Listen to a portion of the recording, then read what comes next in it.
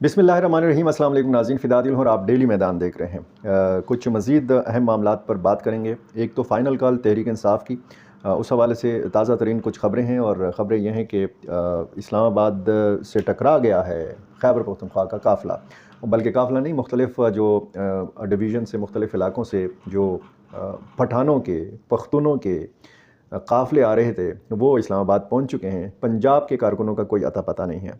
रावलपिंडी इस्लामाबाद के पीटीआई के कारकुनों का कोई अता पता नहीं है। सारा फोकस जो है वो खैबर पख्तूनख्वा के कारकुनों के ऊपर है।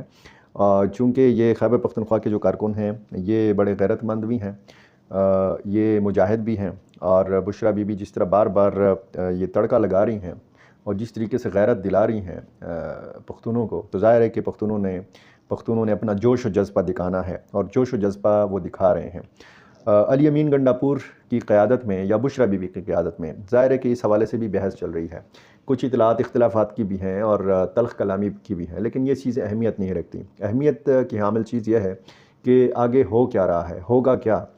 जब ये काफ़िले इस्लामाबाद तक पहुँचने में कामयाब हो चुके हैं, 26 नंबर चुंगी तक ये पहुँचने में कामयाब हो चुके हैं, तो अगले चंद घंटे इंतहाई अहम हैं। ये भी हो सकता है कि बीच में इनको आराम करने का मौका दिया जाए, लेकिन चूँकि इस्लामाबाद में सिक्योरिटी बहुत सख्त है, तो आइंदा चंद घंटे जो हैं या जो आने वाली तारीख़ है 26 तारीख़ जो है, ये इंतहाई अहमियत की हामिल है इस्लामाबाद के लिए।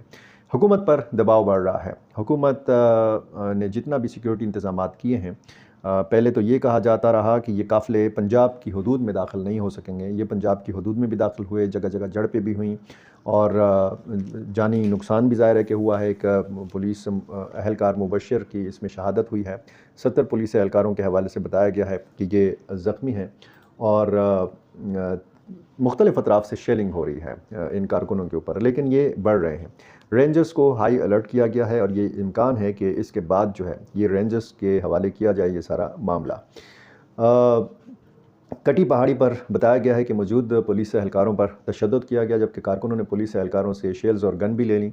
अली अमीन गंडापुर ने पंजाब पुलिस के एहलकारों को चिढ़वाया। कुछ सोशल मीडिया पर मनाजिर भी ऐसे सामने आए कि पुलिस की गाड़ियों को नज़र आतिश किया गया और इसी तरह गाज़ी बरोता पुल पर पुलिस की जानिब से काफ़िले पर बदतरीन शेलिंग की गई थी। हज़ारा इंटरचेंज पर उमर अयूब के काफ़िले ने पंजाब पुलिस को पीछे धकेला था, जिसके बाद अली अमीन हज़ारा डिवीज़न के काफ़िले को पंजाब पुलिस के हिसार से निकालने में कामयाब हो गए। ये मीडिया की ख़बरें हैं, मैं आपको पढ़ के सुना रहा हूँ। और बस ताज़ा तरीन सूरत हाल ये है कि डेडलॉक है मुज़ाकरात में। मुज़ाकरात हुए हैं हुकूमती टीम और पीटीआई की टीम के बीच में, और इसमें डेडलॉक किस बात पर है कि हुकूमत चाहती थी कि अगर पीटीआई धरना देगी तो संगजानी के मकाम पर धरना दिया जाए, और पीटीआई ने ये कबूल करने से इनकार कर दिया है। बल्कि पीटीआई के जितने भी लोग हैं उनके पास इख्तियार नहीं है। जो भी फ़ैसले का इख्तियार है वो तो ज़ाहिर है कि इमरान खान के पास है, और इस मरतबा सारा फ़ैसला या जो भी फ़ैसले हैं वो सारे अपने हाथ में रख गए हैं इमरान खान ने।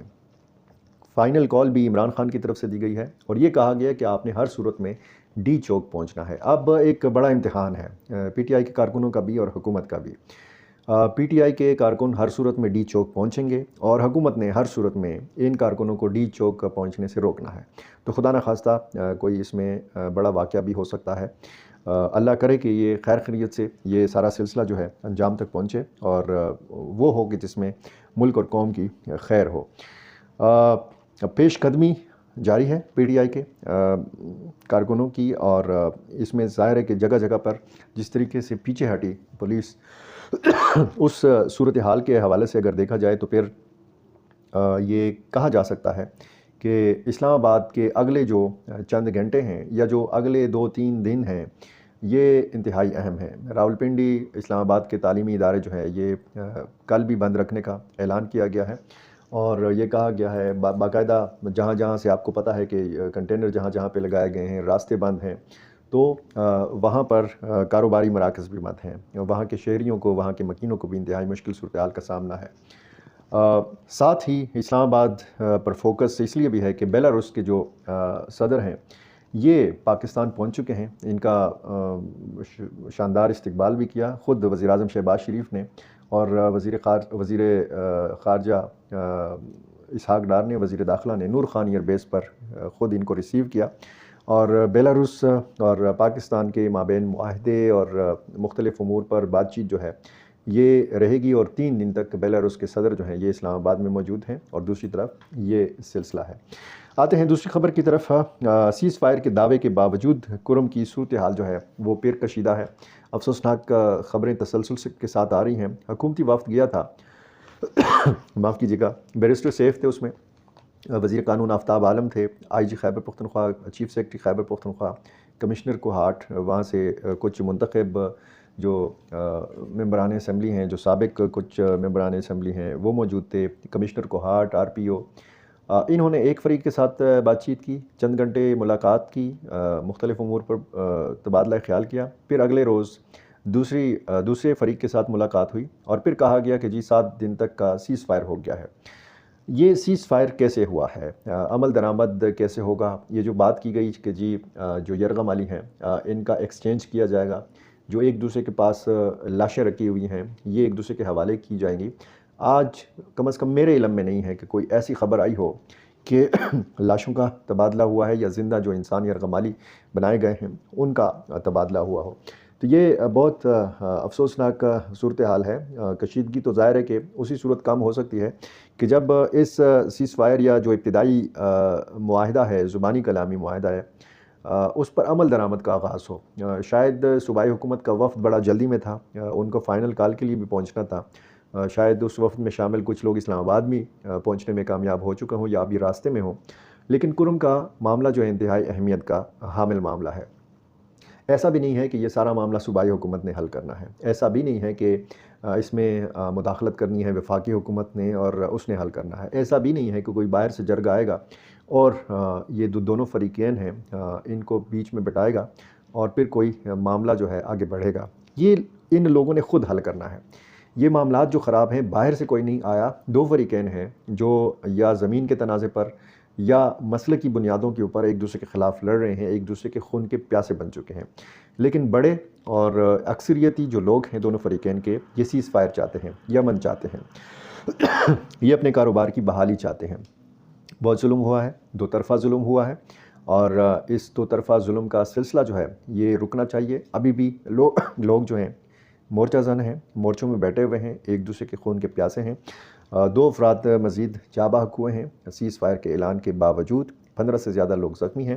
18 یرغمالیوں کے حوالے سے یہ اعداد و شمار سامنے آئے ہیں، 12 ایک فریق کے پاس ہیں، 6 یرغمالی جو ہیں دوسرے فریق کے پاس ہیں، اور یہ صورتحال جو ہے یہ خاصی افسوسناک ہے۔ عوامی نیشنل پارٹی نے کرم کے واقعات کے حوالے سے ایک احتجاجی مظاہرہ کیا ہے، اعلان بھی کیا ہے کہ عوامی نیشنل پارٹی نے ایک جرگہ تشکیل دیا ہے باز محمد خان کی سربراہی میں، یہ بہت جلد کرم کا دورہ کرے گا اور وہاں پر دونوں فریقین کے ساتھ مل کر امن قائم کرنے کے لیے بات چیت کا آغاز کرے گا۔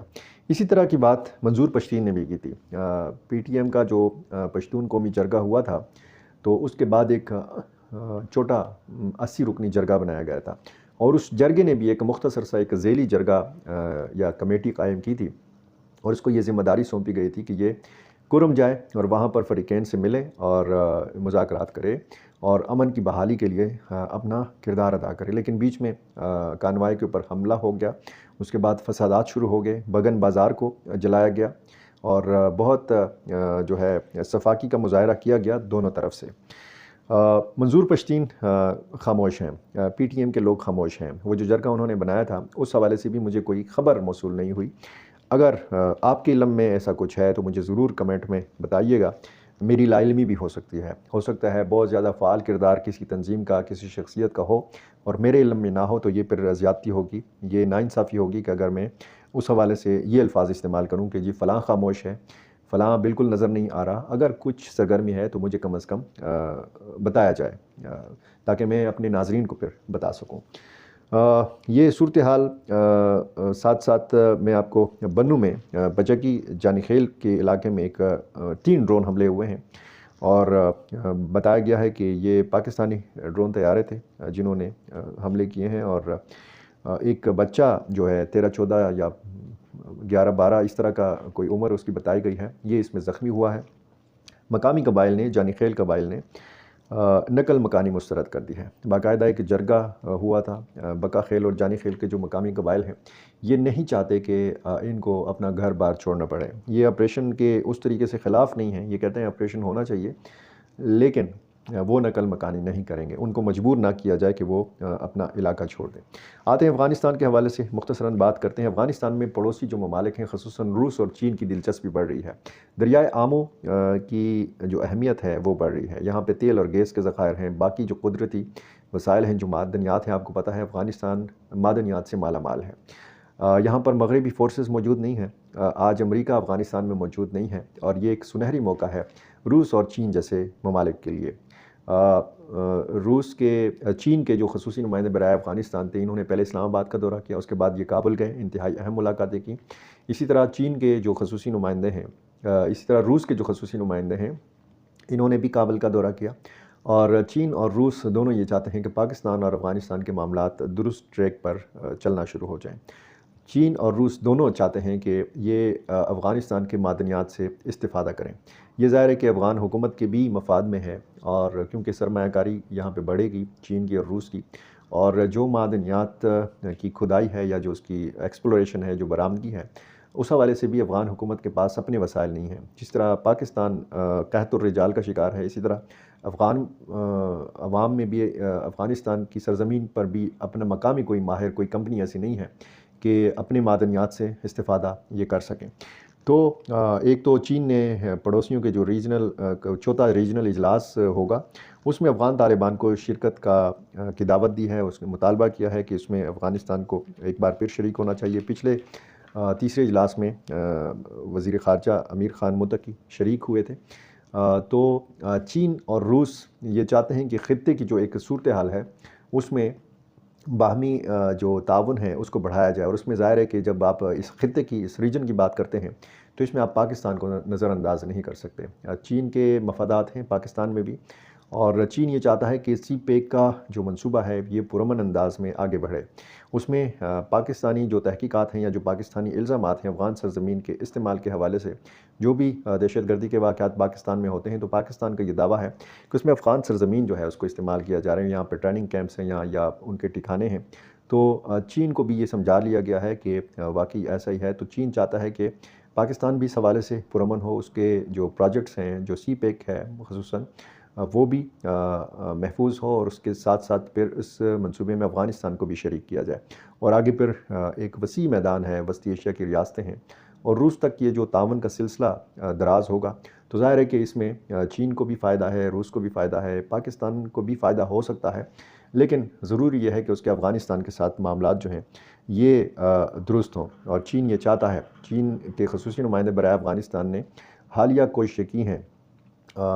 چین کے اس خصوصی نمائندے نے جب کابل میں ملاقاتیں کی تو افغان طالبان کے حکام کو ایک بار پھر پاکستانی جو تحفظات ہیں یا جو الزامات ہیں ان سے آگاہ بھی کیا، اور اس امر کی ضرورت پر زور دیا کہ بیچ میں کوئی ایسا راستہ ہونا چاہیے کہ دونوں ممالک ایک دوسرے کے قریب آ سکیں۔ ایسے ہی معاملات میں اگر آپ کی دلچسپی ہے، آپ جاننا چاہتے ہیں، تو ڈیلی میدان کا یہ یوٹیوب چینل اور ہمارا فیس بک پیج جو ہے یہ سبسکرائب کیجئے، فالو کیجئے، اور اپنی رائے سے مجھے ضرور نوازتے رہیے۔ بہت شکریہ۔